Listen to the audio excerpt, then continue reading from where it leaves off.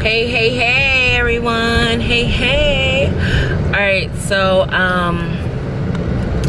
yeah, so long day. I actually worked 20 hours today. I don't get off the OG until 4 o'clock in the morning. Crazy. So I'm working a 12-hour shift at the OG, and I just worked an 8-hour shift at my other job, so I'm gonna be dead tired.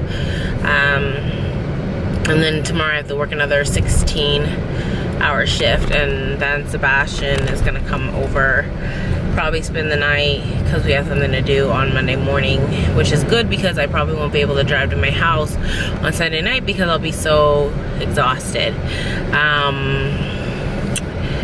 Yeah, so, but he's a great friend and I appreciate him very much. So if you see this, Sebastian, I love you, guy. You're the best guy in my life right now. Like, I don't know what I do without you. Like, he's great. But so this video, like, today is crazy, you guys. So I was thinking all day about you know, some things God laid it on my heart, and about I just wanted to express to you guys, or talk to you guys about my own struggle with sexual sin, because being Christian, and like a lot of the times people in life don't really talk about sex. So I did a Bible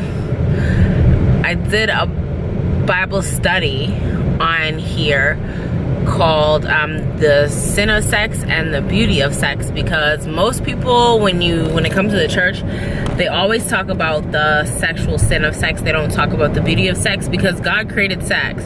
He created sex, you know, to bear children, of course, to enjoy each other as partner, you know, husband and wife. And so, yeah. So, but for me, I've always had a struggle with sexual sin. I don't know where, you know, like a lot of the times I try to think back, like, you know, where it came from, you know, why, you know, I've always been very promiscuous, you know, like when I was younger, you know, sometimes, you know, it's like a molestation, or, you know, something that happens in which, you know, you just become very promiscuous. So, you know, because I end up in prostitution, you know. So, yeah, so I'm going to talk about my personal struggle with sexual sin. And you know, it's always been an issue for me ever since I was younger. I've always had a very high sex drive. Ever since I was younger, you know, it started off when I was younger, you know, I stumbled into pornography, not being in pornography, but watching porn. You know, also things like running into, like, you know, masturbation, you know, that started off really young. You know, I don't even know how, like, I got into that, or, you know, it was just curiosity, I guess. And then I think when I hit the age of 12, I had my first run-in with experimenting with sex, but I didn't have like sexual intercourse. You know, it was more of a oral, you know, type of sex. So that was, you know, I lost, you know, so that was my first run-in with any type of sex in any type of way. When I hit 13 years old,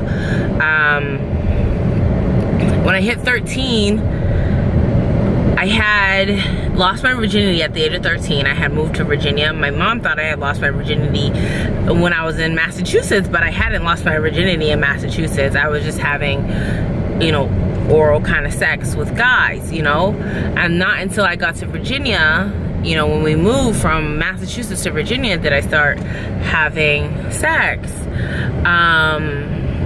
So I didn't have any, like, type of romantic, you know, sex story, like, or like passionate love, like, oh, I, you know, got married and I lost my virginity. No, it was more of a, I was in the middle of a garage, you know, with some strange guy, you know, that lived on my street, you know. And I remember for me, like, the thing about sex was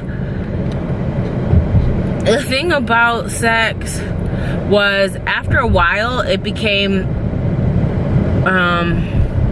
a need for me, like a hunger. Like, I just loved the way that a guy gave attention to me. I loved the way sex, you know, I didn't get any pleasure out of it at first. It was more of they were getting more pleasure out of it. And, you know, but what I liked out of it was I liked the attention. I liked the way the guys looked at me. I liked how I was getting attention where I wasn't getting it at home, you know? And I think that was my struggle, and I got a hunger for it. And, you know, being younger, you know, I believed that no one would ever really love me because I watched the men walk in and out of my mother's life, and you know, I know that my mother was always very promiscuous, and, you know, maybe that's where it came from, you know, that it just, you know, I just don't know. I just didn't believe that anyone would love me or care about me, you know. So I figured that if I wanted attention, you know, I'd have more sex because no one was ever really gonna stay. And I don't know how many sex partners I actually had in life, because it was a struggle. Like, it was a struggle. You know, I don't know everybody's name. I don't remember everybody's face. You know, like, it's just one of those things where, you know, you were just another number, you know. Like, sometimes it'd be like, okay, I have no emotions, from one night stands to things like that, you know. And it was just wild, you know. I just had a very wild life. And you know, then when I hit about 15 years old, maybe a little younger, I don't remember when my first time I actually turned trick, or, you know, I don't remember. But I remember being on the streets and knowing that I needed money.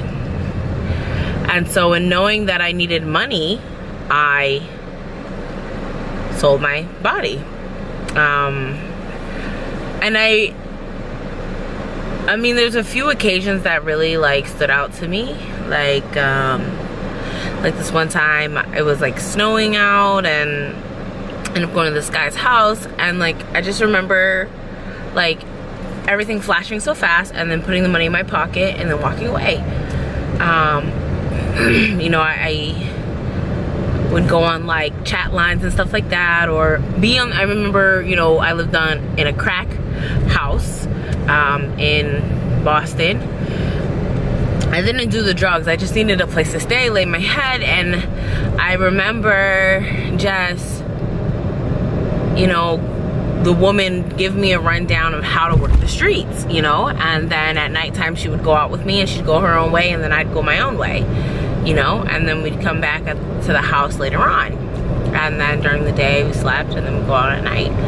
And I remember I got raped in the middle of Boston because I had, you know, messed with one guy, and, you know, he gave me my money, and then the next day he ended up, you know, I saw him and I was like, okay, well, he could be like an ongoing customer. Well, he set me up, and I turned the corner and there was all his boys, and they raped me. I went back to the house, took a hot shower, showered, and, like, and I just sat there. And then after I got out, I laid in the bed, which was next to the other prostitutes, the main prostitute of the house, her boyfriend. And so she thought I was trying to sleep with him, but in all reality, I got raped, and I took a shower and I fell asleep because, you know, like, of course, my body was exhausted. And so, you know, yeah, and I know, like, the effects of the sexual sin have, you know, all have affected my body in many ways. I never had an STD I've gotten pregnant before.